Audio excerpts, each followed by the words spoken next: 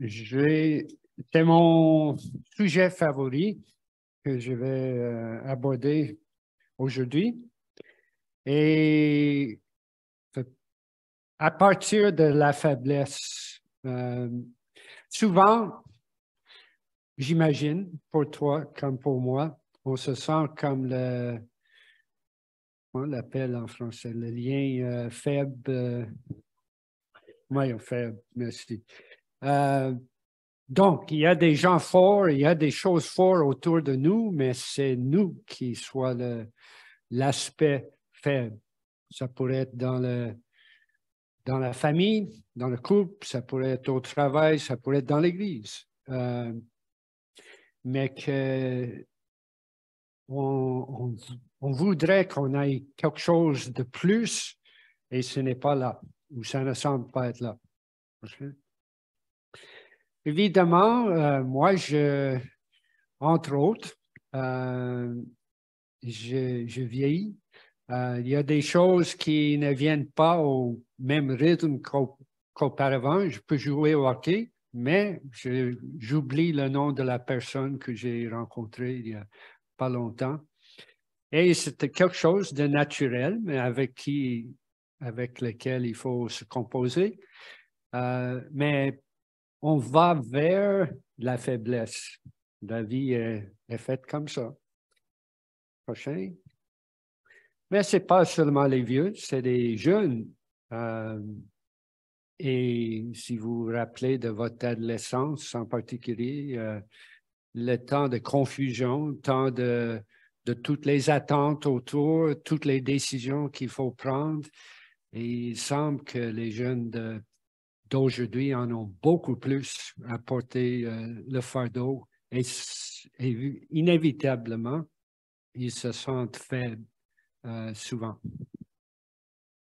Alors, on vient à notre texte, comme j'ai dit, c'est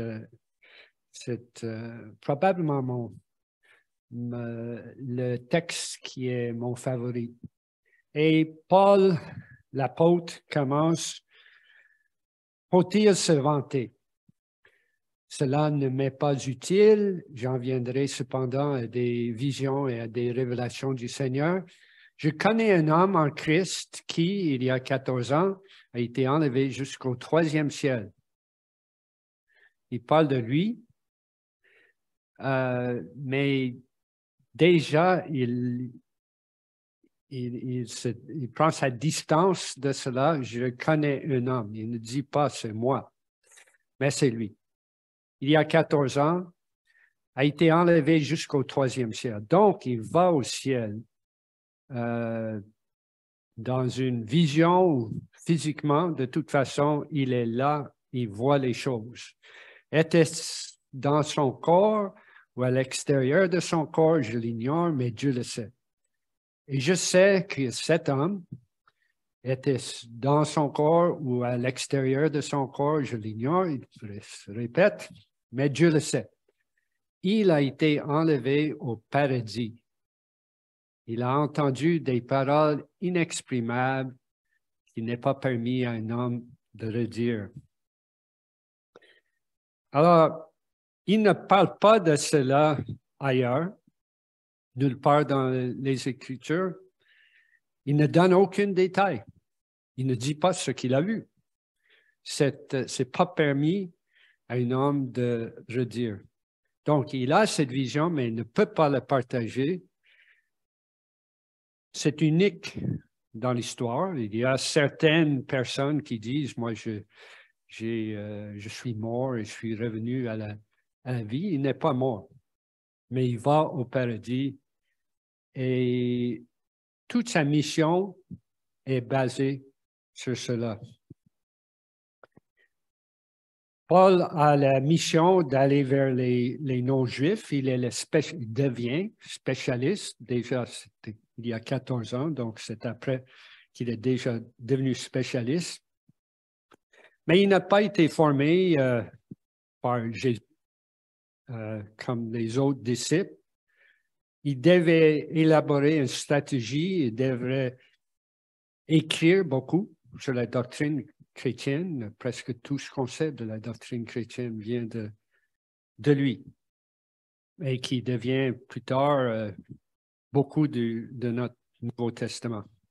Il devait faire face à l'opposition presque constamment. Tant de conflits dans une jeune Église qui il doit développer une organisation, une doctrine, une administration et gérer tous les conflits qui se développent. Et éventuellement, il est emprisonné et il semble exécuté. Pouvez-vous imaginer d'avoir une telle expérience et de retourner sur Terre?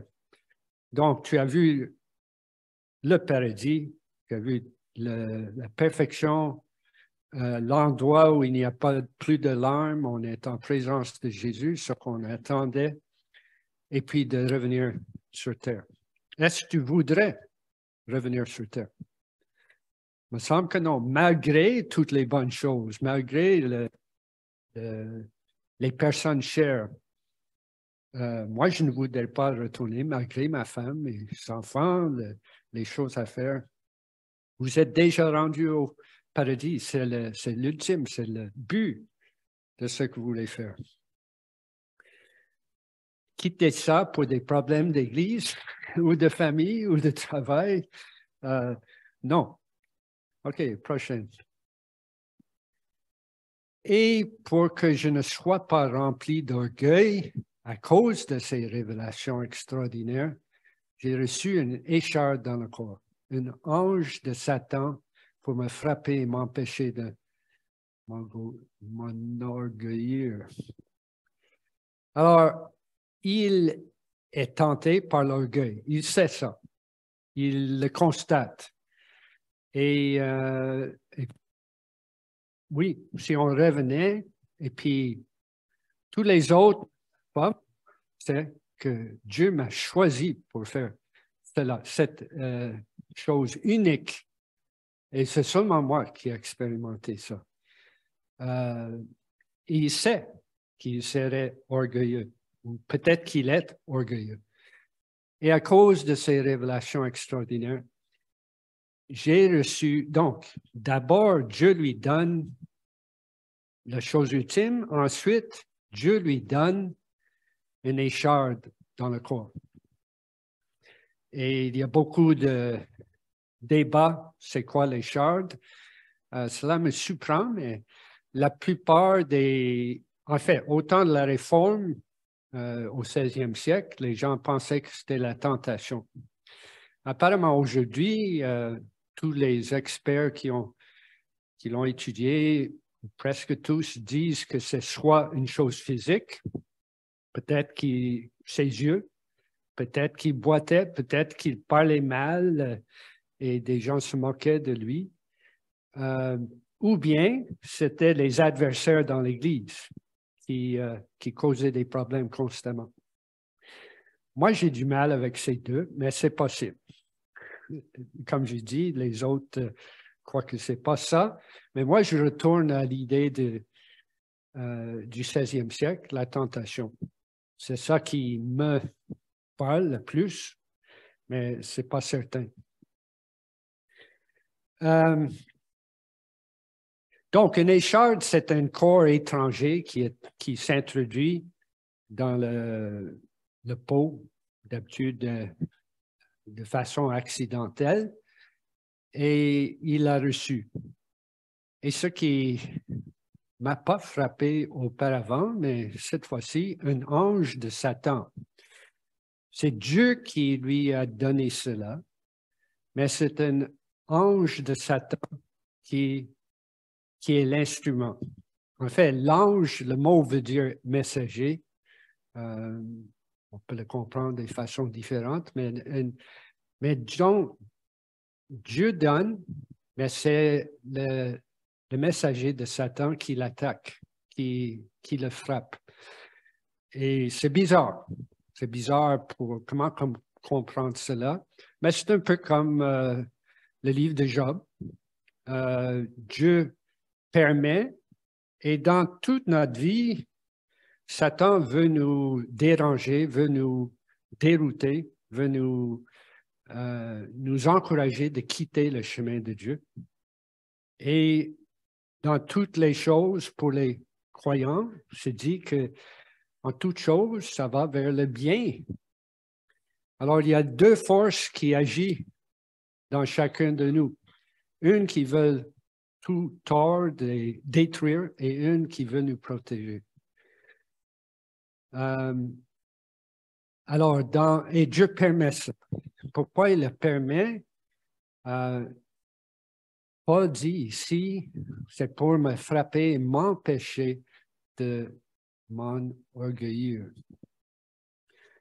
Alors, Satan veut qu'il s'enorgueille. Ou bien qu'il abandonne la foi complètement. Ça ne fait rien. Si on va d'un côté ou l'autre, ça plaît au diable. Mais Dieu veut nous préserver dans la bonne voie. Et on voit Joseph qui était enlevé comme esclave par cause de ses frères. Et Joseph dit, Dieu vous laisse cela pour vous préserver. Job, encore, c'est une épreuve, mais ça prouve sa fidélité, etc. Et peut-être l'exemple le plus excellent, c'est la crucifixion. Satan pensait qu'il gagnait par la crucifixion. Il a tout accompli de détruire Jésus. Mais ça faisait partie du plan de Dieu pour nous sauver. Alors, c'était le contraire de ce qu'il voulait. Dieu lui a envoyé, ou on peut dire a permis, une difficulté dans sa vie. Et nous avons tous des difficultés. Celui-là colle à Paul une écharpe qu'il ne peut pas enlever. Et c'est agaçant, alors il prie. Et Dieu veut qu'on prie. Il prie 3 fois. Bon, il prie une fois, ça ne suffit pas. Il n'y a pas de réponse évidente. Il prie une deuxième fois.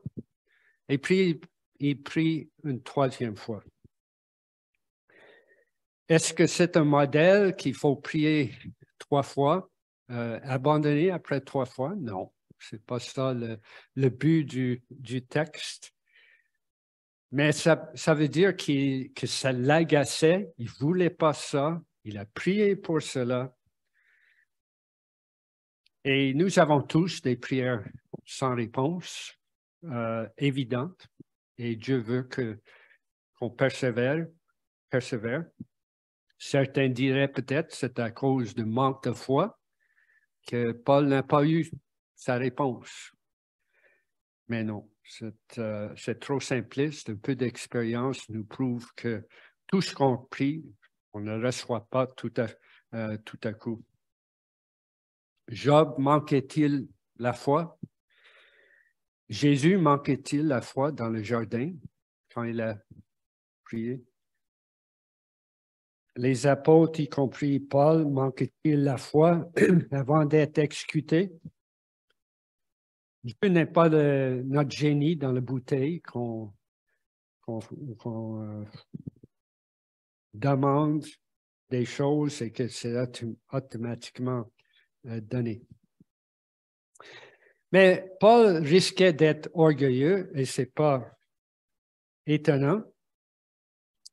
Dieu le ralentit, il lui complique la vie avec un obstacle qui va demeurer pour qu'il ne soit pas complètement confiant, complètement certain qu'il est dans le droit chemin, qu'il doit consulter Dieu.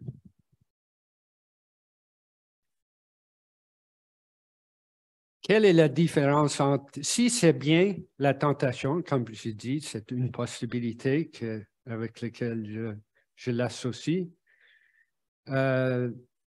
La tentation peut être c'est pas seulement de faire des choses, c'est pas seulement de penser, de dire des choses, ça pourrait être des choses dans notre tête, Et Jésus, en effet, se concentrait beaucoup sur les tentations qui viennent dans la pensée avec lesquelles personne d'autre est au courant. Et Paul pourrait être orgueilleux et puis tous les autres dans l'Assemblée ne voient pas de tout, mais c'est un danger. Disons que j'ai une tentation de prendre la drogue qui revient chaque jour de ma vie. Est-ce que c'est possible que Dieu pourrait permettre une telle chose? Ou de commérage, ou de convoitise, ou de colère qui continue. On prie, ça demeure. Donc, je dois le repousser chaque jour. Ça démontre constamment ma faiblesse. C'est frustrant, je prie que cela disparaisse. Mais Dieu n'enlève pas cet échec pour ses propres raisons. Certaines choses, il enlève complètement et grâce et heureusement, on le voit dans notre vie, les transformations que Dieu a déjà faites. Mais c'est frustrant d'avoir constamment ces pensées. Mais à la longue, évidemment, c'est 14 ans après qu'il a eu cette révélation, à la longue, il comprend que c'est une bonne chose. Est-ce que c'est après les 3 fois qu'il a prié? De toute façon, nous présumons que Dieu a donné cette réponse, soit dans une vision ou une illumination qu'il a compris. Donc, le prochain, il m'a dit, « Ma grâce te suffit, car ma puissance s'accomplit dans la faiblesse. » Et comme j'ai dit, c'est probablement le message le plus important pour moi, après le message de la grâce, qui est la base de tout cela. Je me considère faible. Quand j'étais jeune, je ne voulais pas parler en public, encore moins en français, parce que je massacrais la langue. J'étais trop gêné. Je n'étais pas premier de la classe. J'étais vers le dernier des gens dans les sports. On m'a mis dans une année plus haut que mon âge, donc j'étais le plus jeune et le plus faible à plusieurs égards. Je fuyais le conflit, puis j'ai rencontré Jésus. Et je me sentais faible, et c'est peut-être une raison que j'ai rencontré Jésus. Et soudainement, il y avait, en plus du salut, j'avais le courage de parler. J'avais l'envie d'aller dans des situations difficiles avec des personnes qui pourraient causer des conflits. Et je commençais à m'intéresser de plus en plus au français et d'aller dans les milieux francophones. J'ai voyagé ailleurs, dans d'autres pays, j'ai étudié. Comme j'ai dit, je n'étais pas le meilleur étudiant de tout auparavant, mais j'ai continué et puis Dieu m'a préservé. Et l'idée de rencontrer des inconnus, d'aller dans un autre pays et de visiter une église, moi, je trouve ça merveilleux aujourd'hui. Mais à l'époque, j'avais peur. Et j'étais étonné, je pouvais m'employer. Je pouvais employer quelqu'un de faible. Dieu veut qu'on ressente tous l'idée que je suis faible, mais ma grâce te suffit, car ma puissance s'accomplit dans la faiblesse. Quand on se voit faible, pas incompétent, pas inutile, mais faible, Dieu peut nous employer. Comme Moïse, qui a dit, moi, je ne peux pas parler, j'ai peur, puis j'ai tué quelqu'un, c'est impossible, je ne peux pas te servir. Dieu l'a choisi. Jérémie a dit, moi, je suis trop jeune, je ne peux pas faire une telle chose. Ésaïe a dit, moi, j'ai des lèvres impures, je suis quelqu'un qui n'est pas saint comme tu veux. David était le plus petit de sa famille. Dieu choisit des gens petits pour en faire des grands. Dieu choisit également des grands, des confiants. Mais là, il faut travailler autrement, comme pour Paul. Il faut les enseigner l'humilité. Il faut les enseigner qu'ils ne sont pas ultra compétents, capables de faire n'importe quoi. Ils doivent se fier à sa force. D'employer leur force, oui, mais de savoir qu'ils ont des faiblesses. Le prochain. Aussi, je me montrerai bien plus volontiers fier de mes faiblesses, afin que la puissance de Christ se repose sur moi. C'est pourquoi je me plais dans les faiblesses, dans les insultes, dans les détresses, dans les persécutions, dans les angoisses pour Christ. Car quand je suis faible, c'est alors que je suis fort. Il a ressenti plusieurs fois dans sa vie qu'il n'était pas capable de faire tout ce que les gens attendaient de lui. Et il admettait, je suis faible. Et là, il se dépendait sur Dieu. Prochain. On a vu Abraham qui a menti, menti, au moins tordu la vérité pour sa femme, que c'était sa sœur. Et Dieu, ce qui m'étonne en tant qu'historien, c'est que dans la Bible, on montre les erreurs, les péchés de presque toutes les personnes. Les héros de la foi, les héroïnes de la foi. On garde leurs points faibles dans le récit. Ce n'est pas normal dans l'histoire. On glorifie nos héros. Mais dans la Bible, on mentionne exprès. Tu peux imaginer Pierre, le roc, et tout le monde est au courant qu'il a trahi Jésus. C'est dans le récit, même s'il veut le cacher, c'est dans le récit. Et Dieu rappelle David, oui, il a fait des grandes choses, Salomon, mais on garde le récit de leur péché dans la parole de Dieu.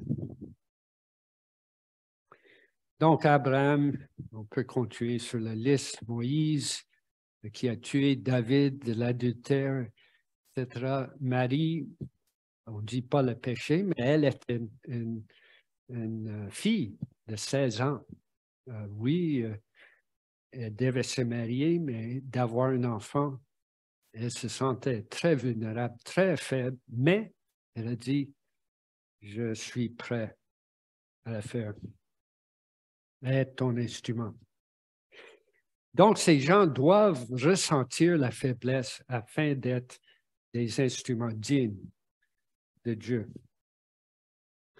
Donc, est-ce que vous pensez faible, tenté, inutile, pas capable? Dieu a un rôle désigné pour vous. Il a besoin, l'Église a besoin des talents, de tous les talents pour avancer. Est-ce que vous pensez que vous êtes fort? Attention, l'orgueil est dangereux. La confiance en soi amène à plein de problèmes. Et on a malheureusement plein de leaders qui tombent, des leaders dans l'Église. On parlait justement auparavant, un de mes grands héros, Jean Vanier, et des nouvelles affreuses reliées à lui, et plein d'autres.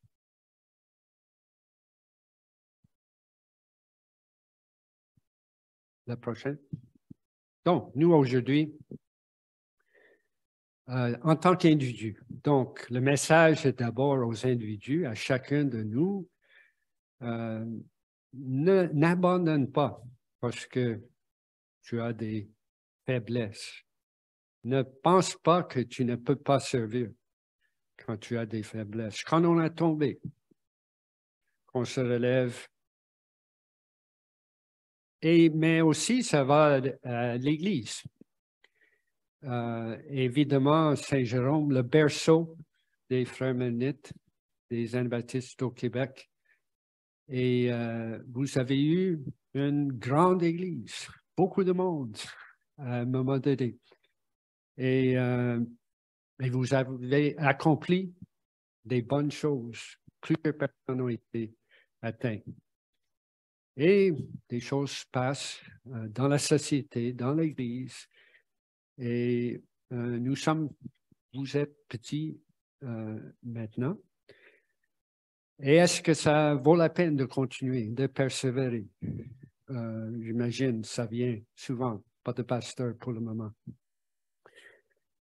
Mais, encore, on retourne au texte. Pour que je ne sois pas rempli d'orgueil à cause de ces révélations extraordinaires, j'ai reçu une écharde dans le corps, un messager de Satan pour me frapper et m'empêcher de m'enorgueillir. 3 fois, j'ai supplié le Seigneur de l'éloigner de moi. Il m'a dit, ma grâce te suffit, car ma puissance s'accomplit dans la faiblesse.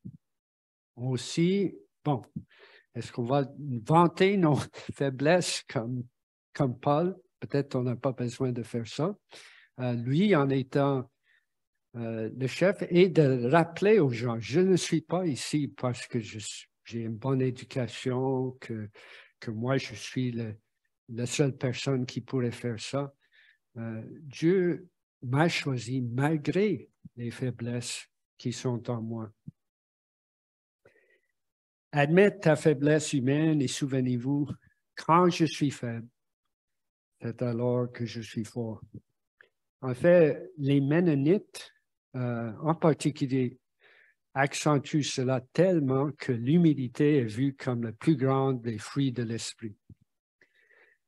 Quelqu'un qui est orgueilleux, c'est vu dans l'Église mennonite comme impossible. Vraiment, quelqu'un qui est loin de Dieu. Dans d'autres églises, on glorifie des gens qui sont ultra compétents, dynamiques, etc. Les Mennonites ont plutôt peur de ce genre de choses. Peut-être ça pourrait être une faiblesse des Mennonites aussi, mais il y a quelque chose de cela. Les pharisiens, au temps de Jésus, c'est avec eux surtout que Jésus avait des conflits. Des leaders religieux, des leaders confiants, des leaders qui avaient les réponses et qui manquaient d'humilité, qui n'écoutaient pas ce Jésus, cette bonne nouvelle qui est venue, qui ne s'intéressait pas aux faibles, qui plutôt éloignait les lèpres, les adultères, les péagers, les Romains. Jésus est venu vers ces personnes. Il a offert ces bonnes nouvelles à ces personnes. Alors, prions. Merci, Seigneur, que tu persévères avec des faibles, que tu as choisi chacun de nous en sachant qu'il y a des choses qui sont loin de toi, des fois qu'on te déçoit, le fait que nous ne possédons pas plusieurs des talents qui semblent importants dans l'Église. Malgré cela, tu nous as choisis, tu nous as guidés, tu nous as annoncé cette merveilleuse bonne nouvelle et tu as pu employer nos faiblesses pour ta gloire. Merci que tu es fort, que tu n'as pas de faiblesse, que tu es étonnamment que tu es patient avec des gens faibles et que tu prends plaisir à montrer ta force dans nos faiblesses. Alors, je prie pour chacun ici. Je prie pour cette Église, qu'on puisse te glorifier dans notre faiblesse, pas en dépit de cela, mais même dans cela, que tu sois glorifié, que les gens voient les choses merveilleuses de toi, même à travers nous. Que tu sois glorifié en toutes choses, nous prions au nom puissant de cet Jésus qui est allé, qui a été devenu faible, devenu crucifié, devenu moqué, devenu trahi, que tout le monde pensait faible, mais il nous a montré que tu dépasses tout, tu transformes pour ta gloire des choses les plus petites et les choses les plus désastreuses. Tu peux les transformer par ta puissance. Merci Seigneur. Amen.